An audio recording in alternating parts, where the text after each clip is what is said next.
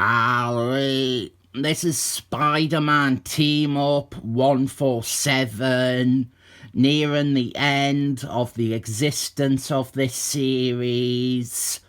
It was cancelled at 150, but this is our next chapter in the Black Abbot run, this weird 3-issue run by a writer I have never heard of, where the fairly competent team-up stories revolve around this new villain, a psychic cult leader called Black Abbot. That's him on the cover in the background. And this issue offers us the most boring team-up possible. It is Spider-Man and the Human Fire from Fantastic Force. Spidey, I didn't really like calling him Spidey. It is one of them words that seem weird coming out of my mouth. Spider-Man is wearing his red and blue costume again, because between the last issue and this one, in Amazing Spider-Man, he lost his symbiote costume. Well, he found out what it was, so he had it removed by Mr. Fantasticals. And our co-star is Human Fire. And yesterday I wanted to do a video about how I think the Thing is a shit character, but Human Fire isn't much better. The problems with the two are completely different. With Human Fire, it's that any attempt to have him grow or adopt an actual characteristic is undone or ignored by the next writer. Human Fire is stuck in this perpetual loop of being the jokey, immature one. And some writers have done some great stuff to try and evolve them. Jason Byrne had his relationship with Cary Washington, that writer who went on to write Glee. He had him pursue a career as a firefighter. But then every writer after just dumps that stuff to have him be the young bratty brother of Invisible Wife again. And when it comes to team-ups, I really think this is one of the least exciting prospects. We have seen these two characters team up a billion times, and this issue doesn't do anything new with the idea. I like their friendship. I like them teaming up in concept. But I think it is too often the case that writers approach a team-up issue with these two characters as being like a vacation. Like they didn't have to try for a month. We get that backstory about the symbiote and a reminder of the Amazing Bagman, which was everybody's favourite Spider-Man costume on Spider-Man PS1.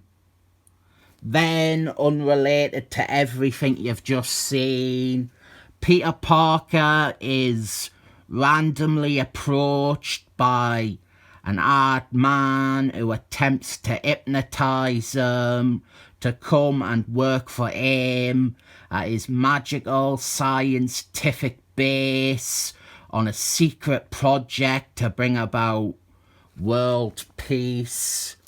And if it wasn't for his infamous spider sense or his infamous Peter tingles, he would be subject to this mental control, but he goes along with it anyway and pretends to be enslaved so that he can check out what this guy is talking about. And by the way, it is Black Abbot. And Black Abbot goes from an intriguing bad guy to a generic bad guy in this one. Last issue, he seemed more spiritual and religious themed, but now it's all world domination, secret base in the ocean, death rays. One of Peter Parker's college friends has been brainwashed by Black Abbot. And elsewhere, Human Fire, he has found out about Black Abbot's evil plans and his evil base, so he attacks it.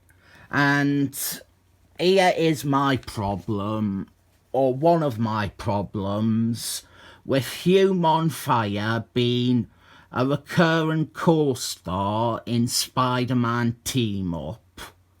There are times like this where Human Fire has to be grossly negligent or downright idiotic to not involve the rest of Fantastic Force.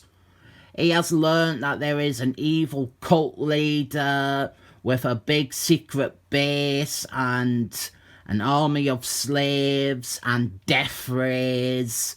And he thought, I can handle this one myself. I didn't need Mr. Fantastical's science knowledge or my sexy sister's stealth powers. I can handle this with me fire and bravado.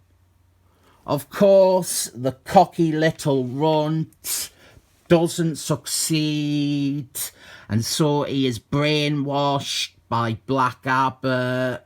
He is made into a brainless slave, and it's up to Spider-Man to save the day. And he does so by snapping Human Fire out of his stupor by making fun of his sister for having a miscarriage. Friendly neighbourhood Spider-Man, ladies and gentlemen. Friendly neighbourhood Spider-Man. The two then team up because it is Spider-Man Team Up, and they start destroying the base, and Human Fire being brainwashed was so quickly resolved. I am not very sold on why they wasted the time with that subplot. It isn't a mid-80s Spider-Man comic without a bad guy having a totally confusing and messy identity.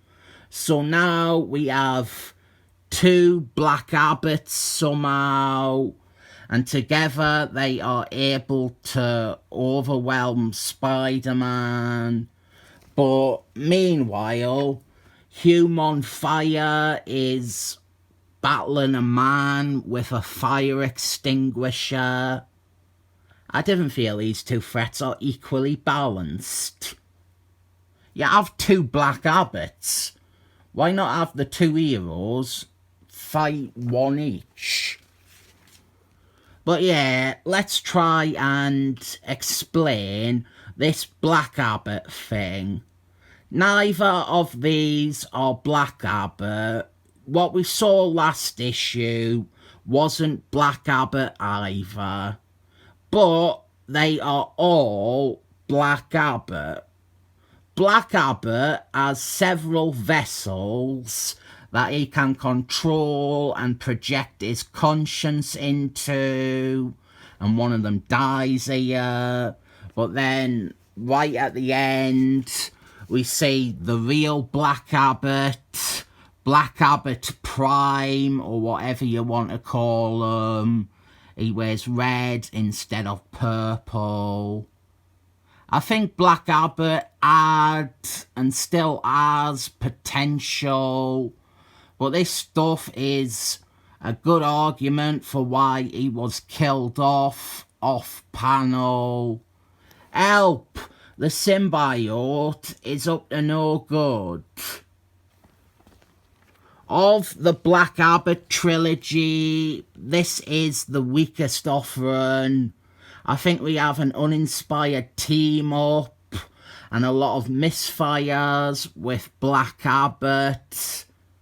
Don't get us wrong, it is still enjoyable, it's readable and it has some charm, but really it pales next to the previous part.